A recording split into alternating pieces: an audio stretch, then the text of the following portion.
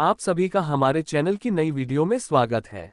अगर आप हमारे चैनल पर पहली बार आ रहे हैं तो कृपया कर लाइक करके चैनल को सब्सक्राइब करें। एपिसोड 66। मैं हर भाव को जीना चाहता हूँ। शूल का चेहरा ना दिखने के कारण वो रिवांश के साथ क्या कर रहा था ये विराश के लिए स्पष्ट नहीं था। रिवांश ने शर्म से आंखें मिचकर करवट बदलते हुए चेहरा तकिए में छुपा लिया। विराश अब भी आंखों में चिंता लिए शूल से जवाब की अपेक्षा कर रहा था।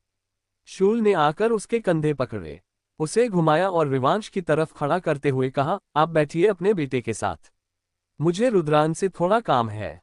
पहले बता तो दो। रिवांश ठीक है। विराश का डर तब तक कम नहीं होता। शूल ने शांति से कहा, वो ठीक है। आप निश्चिंत होकर उसके साथ बैठ सकते हैं। विराश ने एक नज़र रिवांश को देखा जिसका सर अभी भी तकिए में छुपा था। विराश बोला, पक्का ना? अगर ये कहीं भागने लगे तो मैं तुम्हें आवाज लगाऊंगा। शूल ने कहा, हाँ मैं आ जाऊंगा मदद के लिए।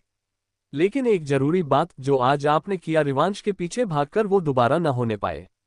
आपको इस महल से बाहर कदम नहीं रखना है। समझ गया? रुद्र ने भी बताया मुझे। विराश सर हिलाकर बोला। शूल ने उसे छोड़ा और वहां से चला गया। उसके जाते ही कमरे में एक शांति बन गई। विराश धीमे से चलकर रिवांश के पास पहुंचा और वहीं बैठ गया। उसने रिवांश के बालों में हाथ फिराया, तुम ठीक हो रिवांश? रिवांश ने छोटा सा जवाब दिया। मुझसे नाराज हो क्या? मैंने जबरदस्ती तुम्हें दवाई पिला दी थी। विराश हिचकते हुए बोला। रिवांश ने अपना चेहरा तकिए से बाहर निकालकर विराश को देखा। उठकर बैठने जितनी ताकत उसके अंदर फिलहाल तो नहीं थी। उसने कहा, मैं नाराज नहीं हूं पापा। तुम्हारा चेहरा लाल है। और यहाँ क्या लग गया? विराश ने उसके होठों की तरफ हाथ बढ़ाया। रिवांश बुरी तरह सकपका गया। ये क्रिएचर सच में वैसे ही काम कर रहा है। हाथ से होठों को छुपाकर उसने कहा, कुछ नहीं है पापा। खाते हुए लग गया होगा। मुझे भी याद नहीं। खाते हुए चोट लगता पहली बार सुन रहा हूँ। तुम मुझे बेवकूफ बना रहे हो। विराश ने आंखें छोटी कर कहा। रिवांश ने आंखें मिचली, मैं क्यों आपको बेवकूफ बनाऊंगा पापा?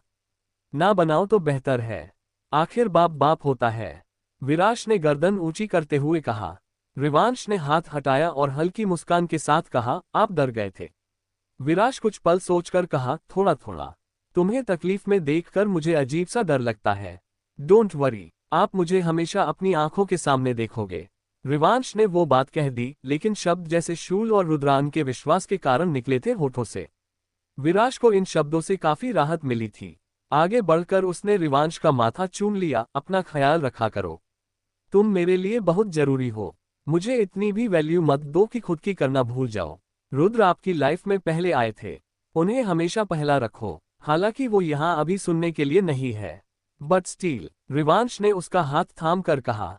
ऐसी बातें करके तुम क्या जताना चाहते हो? विराश का चेहरा उतर गया।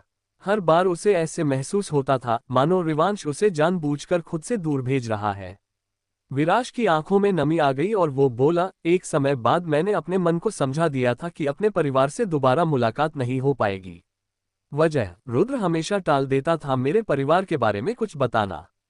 लेकिन उसने तुम्हारे बारे में बात करना कभी नहीं टाला। तो बताओ, जो बात मेरे मन को कभी नहीं मना सकती तुम्हें खो देने के बारे में, वो मैं समझ कैसे पाऊंगा? कभी कभी आप बहुत गहरी बातें कर देते हैं पापा, रिवांश ने कहा और उसकी कमर पर बाहें लपेटते हुए उसकी गोद में सर रख दिया।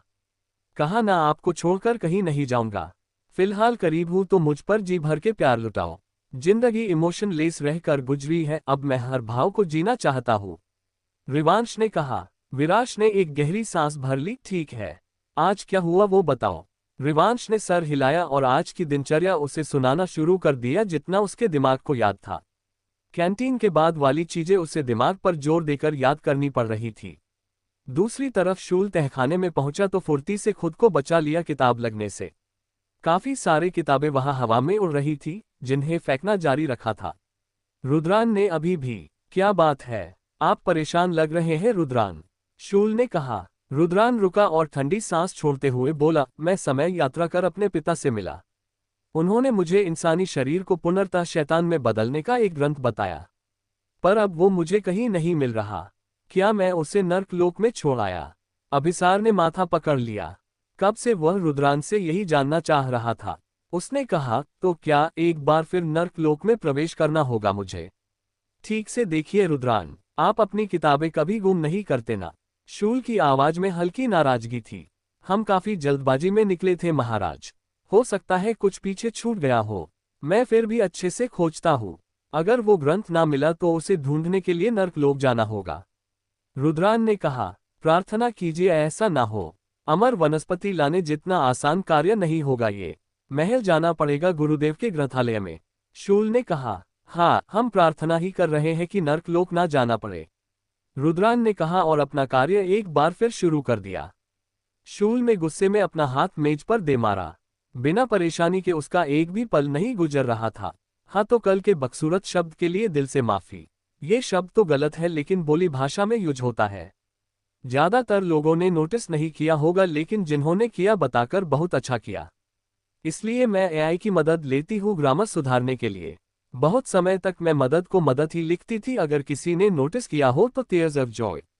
दरअसल मेरा घर, खानदान, फ्रेंड सर्कल कोई हिंदी नहीं बोलता। यहाँ तक कि पढ़ाई भी मराठी मीडियम में हुई है। इसके बावजूद मेरी मराठी भी अच्छी नहीं है। टीयर्स ऑफ जॉय बोलने और लिखने वाली मराठी में जमीन आसमान का फर्क है। ये बात मुझे मराठी में कहानियां ट्रांसलेट करने के बाद पता चली। अभी हिंदी में मुझे बहुत कुछ सीखना है। जब भी आपको लगे कोई शब्द गलत है उसे पॉइंट कर देना। Relieved face, folded hands. आगे जानने के लिए कहानी के साथ बने रहे। 67 त्रैलोक्य संवाद। शूल की मुट्ठी मेज पर पड़ी और एक भारी गूंज तहखाने में फैल गई। किताबें कुछ क्षण के लिए रुक गईं, जैसे वे भी उसके क्रोध से सहम गई हो। रुद्रान ने एक बार उसकी ओर देखा पर कुछ कहा नहीं। अभिसार थोड़ा पीछे हट गया और कुछ सोचते हुए दीवार से टिक गया। महाराज, अभिसार ने धीरे से कहा, आपको खुद पर काबू रखना होगा। हम सब पर संकट है लेकिन आपका संयम ही हमें संभाल कर रखेगा। संयम? शूल ने तमतमाते हुए अभिसार की ओर पलटा। जब हर तरफ से विपत्ति आ रही हो तब भी क्या मैं पत्थर बना रहूं? रिवांश की शैतानी शक्ति है। अमावस करीब आ चुकी है। नर्कलोक और स्वर्ग के शत्रु सर बाहर निकालकर किसी भी समय हम पर आक्रमण कर सकते हैं। और अब ये ग्रंथ भी गायब हो गया। समय आने पर हम क्या क्या संभाल पाएंगे सेनापति? वो ग्रंथ ही एकमात्र उपाय है रिवांश के इंसानी शरीर को बदलने के लिए। रुद्रान ने कहा, अगर वह नर्कलोक में ही छूट गया है तो हमें वहां जाना ही होगा। हम जानते हैं वो जगह कितनी खतरनाक है। अभिसार का स्वर धीमा होते होते भारी हो गया, लेकिन हमारे पास और कोई रास्ता नहीं बचता अगर वह ग्रंथ हमें नहीं मिला। मैं फिर वहां जाने के लिए तैयार रहूंगा महाराज, आप निश्चिंत रहे। अचानक एक कोने से धीमी सी गूंज सुनाई दी। तहखाने की एक अलमारी अपने आप खुल गई और उसमें से एक पुराना, धूल भरा कपड़ा लिपटा ग्रंथ नीचे गिरा। रुद्रान फौरन उसकी तरफ दौड़ा, जैसे कोई भूखा आदमी रोटी की तरफ दौड़ता है। उसने कपड़ा हटाया और ग्रंथ के कवर को पहचानते ही उसकी आंखों में चमक आ गई। ये वही है। वह उत्साह में चिल्लाया, ये वही ग्रंथ है जो पिताजी ने बताया था। इसका नाम है त्रैलोक्य संवाद। शूल गहरी सांस लेते हुए बोला, सुनकर राहत मिली। कम से कम एक समस्या तो हल हुई। पर यह सिर्फ शुरुआत है, रुद्रान ने ध्यान दिलाया। अब इस ग्रंथ को पढ़ना, समझना और लागू करना भी तो होगा। पिताजी द्वारा लिखी चीजें समझना मेरे लिए हमेशा जटिल रहा है। शूल का चेहरा देखे बिना भी रुद्रान समझ गया शूल उसे घूर रहा होगा। सकपका कर उसने सर हिलाया। मैं जल्द से जल्द इसे समझ लूंगा महाराज। उसने किताब को मेज पर रखा। जैसे ही उसने पहला पन्ना पलटा, एक काली लपट सी निकली और हवा में विलीन हो गई। ये ग्रंथ साधारण नहीं है, रुद्रान गंभीर स्वर में बोला। ये स्वयं को तभी प्रकट करता है जब पढ़ने वाला पूरी तरह एकाग्र हो। साथ ही यह खून से ही खुलेगा। तो अब? शूल ने पूछा। अब मुझे एकांत चाहिए, कोई शोर नहीं। इस ग्रंथ को पढ़ते समय जरा सी भी चूक हुई तो ये मुझे ही निगल सकता है। रुद्रान के कहते हुए ही एक हाथ में खंजर आ चुका था। वो किताब को खोलने के लिए तैयार था। तो ठीक है, अभिसार ने सिर हिलाया। आप ग्रंथ पर ध्यान दो, मैं सुरक्षा का ध्यान रखता हूँ। शूल ने भी हामी भरी और वह अभिसार के साथ तहखाने से बाहर निकल गया।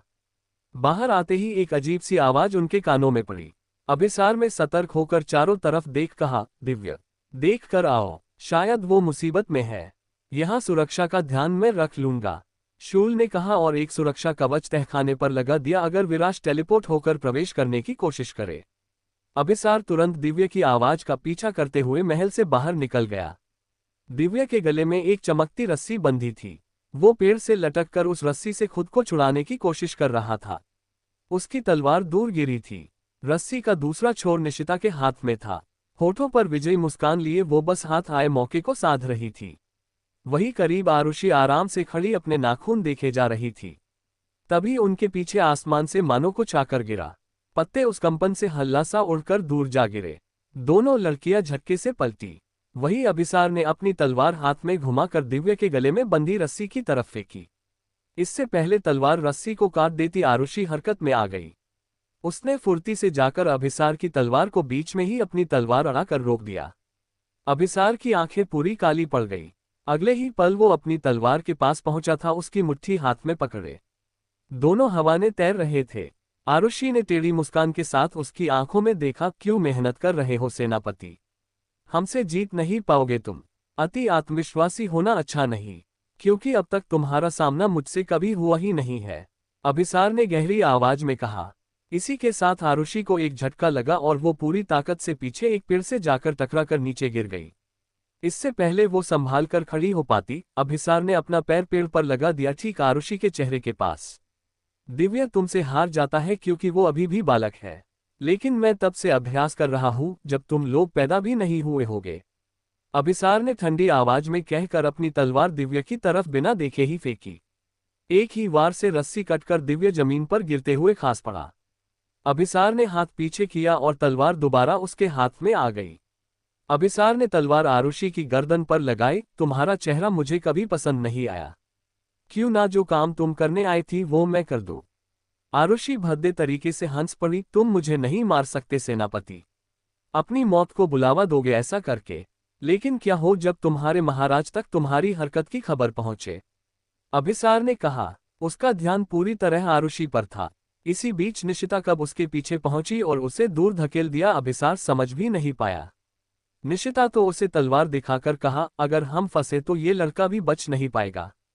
इसके तुम नर्कवासियों से संबंध हम पूरे स्वर्ग में उजागर कर देंगे। देव भी इस सब में मिला है, ये भी हमें बताना होगा। अभिसार ने खुद को संभाल लिया। इससे पहले वो कुछ करता या कहता, निशिता भाग निकली आरुषि को लेकर। अभिसार ने जमीन पर पैर मार दिया। तभी उसे दिव्य का ख्याल आया। जैसे ही उसने पलट कर देखा, दिव्य जमीन पर पड़ा था, कोई हलचल नहीं। अभिसार की आंखें फैल गई। उसे लगा दिव्य ने खुद को संभाल लिया होगा। क्या उससे समझने में भूल हो गई? निशिता ने उसे कुछ कर दिया? कई सारे सवाल दिमाग में आए और वो तेजी से दिव्य के पास पहुंचा। उसने आराम से दिव्य को अपनी बाजुओं में उठाया। उसका गला सूख गया। हल्के से अपने हाथ की उंगलियां वो दिव्य की नाक के पास ले गया। सांसें धीमी पड़ चुकी थी। आगे जानने के लिए कहानी के साथ बने रहे। 68 फिर शूल का क्या? आसमान में बादल गरज उठे, जैसे प्रकृति भी किसी अनहोनी के संकेत दे रही हो। अभिसार का दिल जोर जोर से धड़क रहा था, जैसे हर धड़कन के साथ कोई अनकहा डर उसके अंदर और गहरा होता जा रहा हो। दिव्य, उसने धीरे से पुकारा और दिव्य का गाल थपथपा दिया। दिव्य की सांसें धीमी हो चुकी थीं। उसकी पलकें बंद थीं और चेहरा एकदम लाल पड़ गया था। अभिसार ने कांपते हुए हाथों से इस बार उसका गाल जोर से थपथपाया, जैसे उसकी चेतना को वापस खींच लाने की आखिरी कोशिश कर रहा हो। दिव्य, उसकी आवाज कांप रही थी। दिव्य की ओर से कोई जवाब नहीं आया। अब की बार अभिसार ने उसे झकझोरते हुए कहा, दिव्य, मुझे डराना बंद करो, अपनी आंखें खोलो। क्या हुआ तुम्हें? दिव्य का सिर ढीला होकर एक तरफ लुढ़क गया। नहीं, अभिसार चीख पड़ा। उसने तुरंत दिव्य की नब्ज टटोलने की कोशिश की, धीमी लेकिन अब भी चल रही थी। कुछ नहीं होने दूंगा तुम्हें, सुना तुमने? अभिसार ने उसे उठाने की कोशिश की, लेकिन तभी दिव्य की पलकों में हल्की सी हलचल हुई। अभिसार रुक गया। आंखों में एक आशा की किरण नजर आने लगी। उसने फिर पुकारा, हाँ दिव्य, तुम सुन पा रहे हो मुझे? अपनी आंखें खोलो, होश में आओ। पानी। दिव्य ने बस इतना ही कहा और अभिसार उसे गोद में उठाए पलक झपकने से पहले महल पहुंच गया। उसने आराम से दिव्य बिस्तर पर लिटाया, फिर उसके होठों से पानी का ग्लास लगा दिया। दिव्य ने एक दो घुट पानी पीकर चेहरा पीछे हटा लिया। हल्के से खांसते हुए उसने धीरे धीरे अपनी आंखें खोली। सामने अभिसार को पाकर पहले वो अनजान नजरों से देखने लगा, फिर धीरे धीरे याद आया जब वो महल से निकला तब कैसे आरुषि और निशिता ने उसका रास्ता रोक लिया। वो दोनों, दिव्य की आवाज में खराश थी, भाग निकली। लेकिन अगली बार मेरे हाथ आ जाए तो बचेंगी नहीं, अभिसार ने नफरत से कहा तो वही उसका हाथ प्यार से दिव्य के सर को सहला रहा था। तुम उन्हें नहीं मार सकते मूर्ख सेनापति, मेरे नर्क की सीमा पर जाने से बवाल हो गया। क्या लगता है जब तुम उन्हें मार दोगे तो क्या होगा तुम लोगों के साथ? पहले ही मुसीबत कम नहीं है, तुम स्वर्ग लोक के मामले में मत पड़ो। दिव्या ने कहा। वो एक बार फिर खांसने लगा। तुम बात करना बंद करो, आराम करो कुछ समय। अभिसार ने उसके होठों पर उंगली रखते हुए कहा। मुझे घर जाना होगा, वरना भाई परेशान हो जाएंगे। दिव्या ने कहा। मैं जाऊंगा देव से मिलने, उसे बताना होगा ये मामला कितना गंभीर है। आज दूसरी बार उन्होंने तुम पर आक्रमण किया, क्या अगली बार नहीं करेगी? अभिसार ने कहा। भाई क्या करेंगे? अगर उन्होंने दोनों की शिकायत महाराज के पास कर दी तो वो हम सब मिले हुए हैं ये स्वर्ग में बता देंगी। उन स्वर्गवासियों को मौका चाहिए देव भाई को नीचा दिखाने का। क्या पता हमारे साथ साथ देव भाई को भी स्वर्ग में जगह ना मिले। दिव्या परेशान होकर अपना सर पकड़ बोला। अगर तुम्हें स्वर्ग में जगह ना मिले तो हमारे साथ नर्क लोक आ जाना, वहां तुम्हारे लिए द्वार हमेशा खुले रहेंगे। अभिसार ने कहा। तुम लोग खुद अपने लोक नहीं जा सकते, दिव्या ने निराशा के साथ कहा। वो अभिसार पर व्यंग नहीं कस रहा था, वो आज का मुद्दा है। जब महाराज की शक्तियां लौट आएंगी तब कौन हमें वहां जाने से रोकता है देख लेना। अभिसार ने आराम से लगा।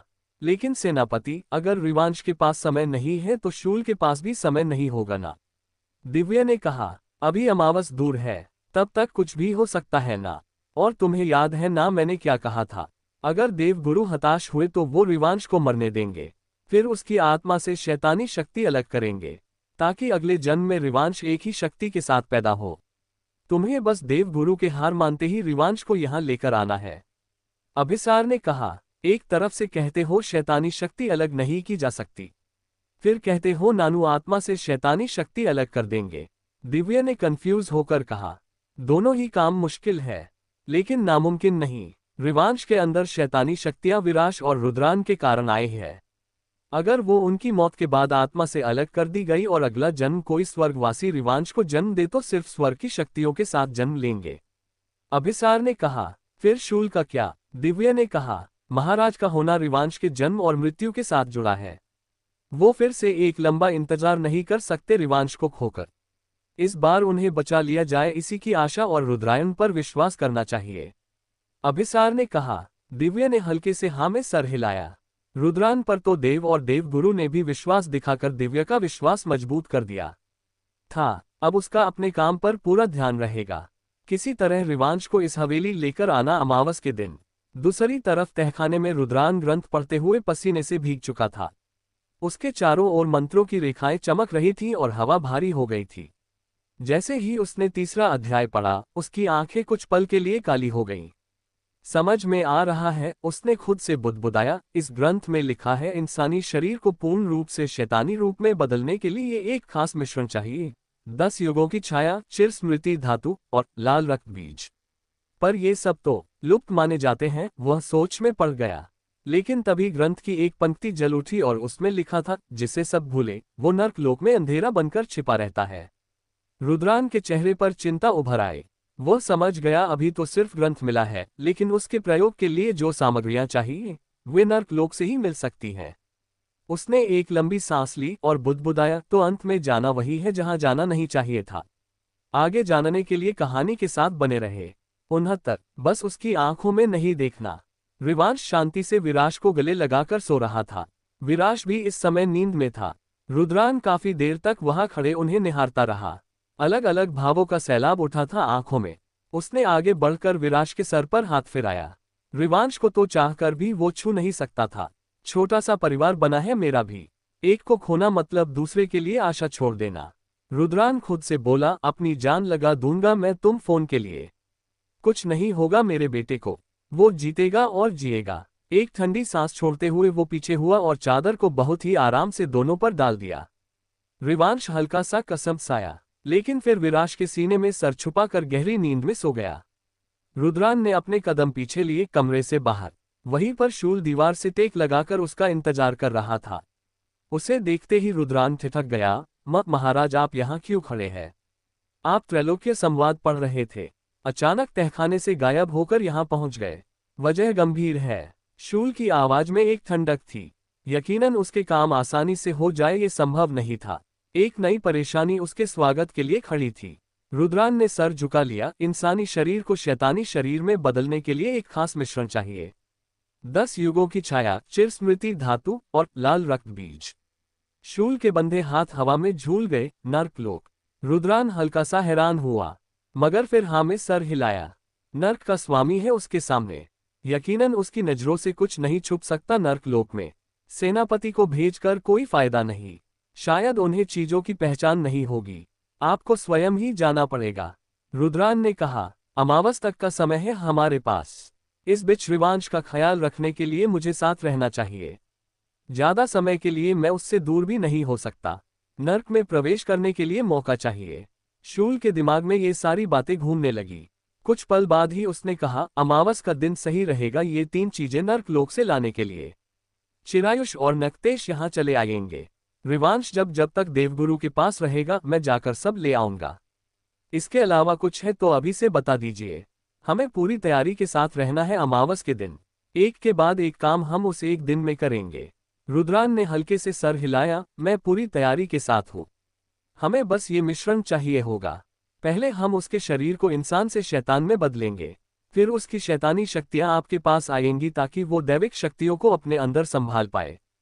फिर उसकी मौत की खबर हमें फैलानी है। जैसे ही मेरी शक्तियां लौटेंगी आप और विराज कमजोर नहीं रहेंगे। शूल ने कहा। कुछ गिने चुने लोग होते थे दोनों लोकों में जिनके पास उस लोक की शक्तियों का स्रोत हो।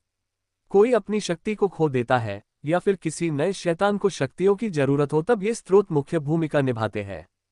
ठीक उसी तरह देवगुरु भी थे। शैतानी शक्तियां अक्सर एक जैसी लेकिन कम ज्यादा मात्रा में होती थी। परंतु स्वर्ग में ऐसा नहीं था। बहुत लोगों के पास अनोखी शक्तियां थी। जैसे दिव्य किसी का भी विजन कुछ समय के लिए ब्लॉक कर सकता था।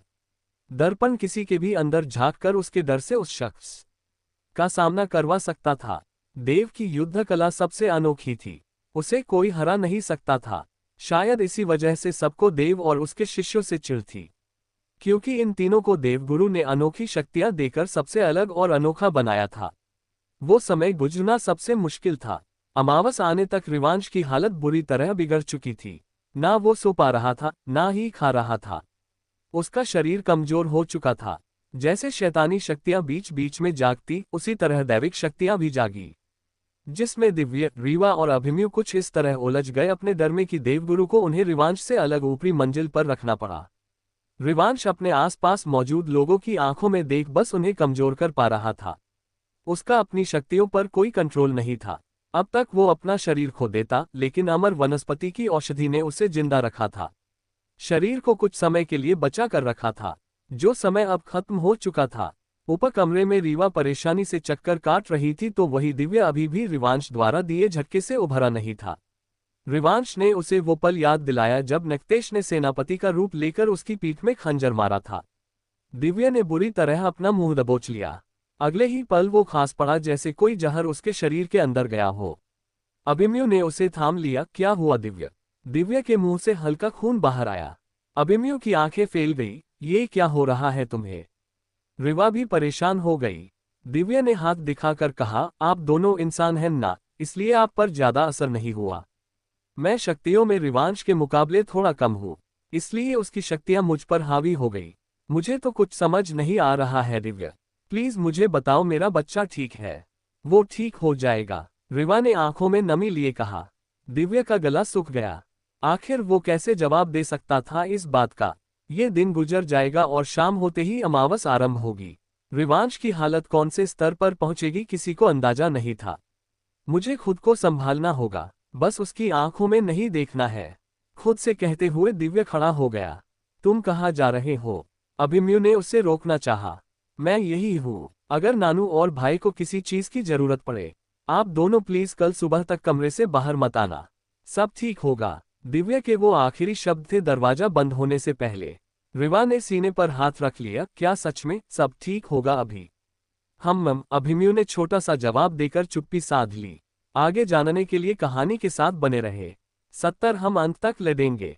देव की पूरी कोशिश थी वो रिवांश की आंखों में गलती से भी ना देखे।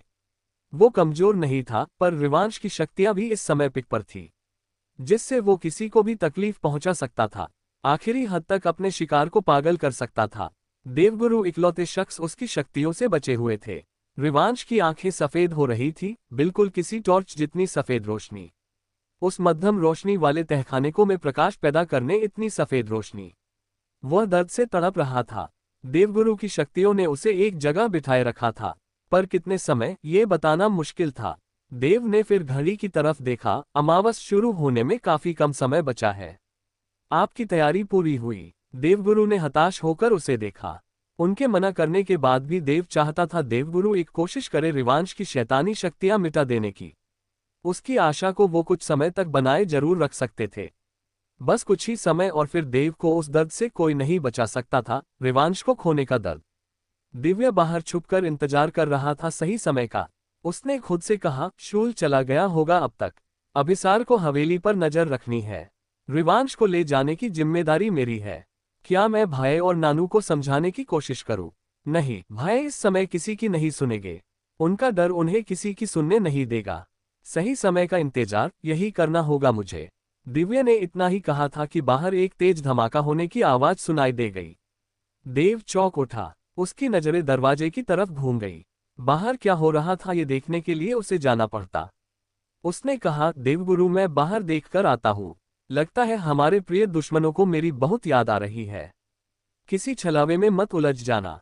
अपना दिमाग शांत रखना। देवगुरु ने बस इतना ही कहा जिसे देव ने ध्यान से सुना ऐसा लगा नहीं। पलक झपकते ही वो नजरों से ओझल हो चुका था। देवगुरु दोबारा से रिवांश की तरफ पलट गए। रिवांश के गाल पर आंसुओं के निशान बन चुके थे। उन्होंने शर्मिंदगी से कहा, मुझे माफ कर देना बच्चे। तुम्हें बचा पाना मेरे हाथ में कभी नहीं था। देव की जिद के कारण तुम्हें 20 साल दर्द से गुजरना पड़ा। ये आखिरी है, इसके बाद सब खत्म हो जाएगा। शायद रिवांश सुन रहा था और समझ भी रहा था। राजपुरोहित भवन के ऊपर काले बादल घिर आए थे। हवाओं में बेचैनी थी। अमावस्या की रात का आगमन मानो पूरे ब्रह्मांड की चेतना को झकझोर रहा था। हर पेड़ की शाखा जैसे भय से कांप रही हो और हर दीवार मानो साक्षी बनी हो उस आने वाले तूफान की जो अंधकार की गोद से जन्म लेने वाला था। देव ने घर से बाहर कदम रखा। सामने नर्कलोक का सेनापति नक्तेश राजपुरोहित भवन पर लगा सुरक्षा कवच तोड़ने की नाकाम कोशिश कर रहा था। पर आसान नहीं था। जिस कवच को अभिसार और शूल नहीं भेद सकते उसे वो कैसे नष्ट कर पाता। देव ने कवच से बाहर आकर उस दूरी को कम करना चाहा जहां नक्तेश खड़ा था। नक्तेश के चेहरे पर डर था जिसे छुपाने की कोशिश उसने की। देव के सामने खड़े होकर उसे युद्ध के लिए चुनौती देना मतलब मौत के मुंह में जाने जैसा था। अगर दिव्य किसी को मार देता है तो कोई उसका कुछ बिगाड़ नहीं पाएगा, भले ही उस पर कितने ही आरोप लगे या फिर कोई कितना ही हंगामा करे उसके खिलाफ। तुम्हारा इतना साहस मेरे शिष्य को मारने का गुनाह कबूल करने के बाद सामने आ गए। देव की आवाज ठंडी थी। उसके हाथ में तलवार का आकार एक चमक के साथ बन रहा था। नक्तेश का गला सूख गया। उसने ना चाहते हुए भी अपने कदम पीछे लेना शुरू किए। देव दांत पीस कर बोला, तुम्हारे पास भागने का मौका बस तब तक था जब तक मैंने तुम्हें नहीं देखा था। नक्तेश ने उसकी तरफ पीठ घुमाई, मैं भी तुम्हारे हाथों मरने नहीं आया। तलवार का जवाब तलवार के वार से मिलेगा। पीठ दिखाकर भागते हुए धमकी देना एक योद्धा को शोभा नहीं देता। देव ने उसे चुनौती दी। नक्तेश वहां से भागने लगा और देव उसके पीछे लग गया। छुपकर निशिता और आरुषि एक दूसरे की तरफ देख मुस्कुरा दी। निशिता ने कहा, तो क्या हम इस घर के लोगों को खत्म कर दे? सुरक्षा कवच नहीं भेज सकते। आरुषि ने परेशानी जताई, पर घर के लोग तो बाहर आ सकते हैं ना? निशिता मुस्कुराकर बोली। आरुषि ने गर्दन टेढ़ी कर ली, देवगुरु को कौन संभालेगा? ये लास्ट चांस है। अगर वो बच गया तो हम खत्म। दोनों की मुस्कान गहरी हो गई, मानो जवाब उनके पास मौजूद था। चिरायुष उस महल को देखकर मुस्कुरा दिया। रक्षा के लिए न सिर्फ अभिसार बल्कि कुछ अन्य शैतान भी बाहर निकल आए थे। उनकी संख्या काफी कम हो चुकी थी। यकीनन नक्तेश और चिरायुष का काम था उन्हें धीरे धीरे खत्म कर देना। चिरायुष भी इस समय अकेला नहीं था। यहीं पर उसने सेना बना ली थी सबके खिलाफ लड़ने के लिए। अभिसार के चेहरे पर परेशानी उभर आई उस सेना को देखकर। अगर उन्हें खत्म ना किया गया तो वो यहाँ उत्पात मचा देंगे। ना सिर्फ मानव जाति के लिए, ये सबके लिए खतरा था। अभिसार ने अपनी सेना से कहा, इन्हें हमें ना सिर्फ रोके रखना है बल्कि खत्म करना है। अगर चिरायुष भीतर आ गया तो रुद्रान और विराश को खतरा है। सेना उसके कहने पर मरने के लिए भी तैयार थी, ये जानते हुए कि वो लोग इस समय कमजोर थे, संख्या में कम थे, पर उन्होंने हमेशा अभिसार के नेतृत्व में युद्ध लड़ा था। वो कभी उसे अकेला छोड़कर नहीं भागते। सबसे एक साथ कहा, हम अंत तक लड़ेंगे। आक्रमण। अभिसार ने तलवार को आगे दिखाकर सबको इशारा किया। जल्द ही दोनों सेना की टुकड़ियां आपस में टकरा गई। चिरायुष के चेहरे पर कुटिल मुस्कान आ गई। अभिसार भी अपनी सेना के साथ युद्ध में शामिल हुआ था, जबकि चिरायुष पीछे खड़ा सिर्फ तमाशा देख रहा था। आगे जानने के लिए कहानी के साथ बने रहे। अगर यह कहानी आपको अच्छी लग रही है तो कृपया करके आप प्लेलिस्ट से जाकर पूरी कहानी सुन सकते हैं, और वीडियो को आखिरी तक देखने के लिए धन्यवाद। कृपया कर एक प्यारा सा कमेंट कर दे, जिससे हमें प्रेरणा मिलेगी ऐसे ही और वीडियो लाने की।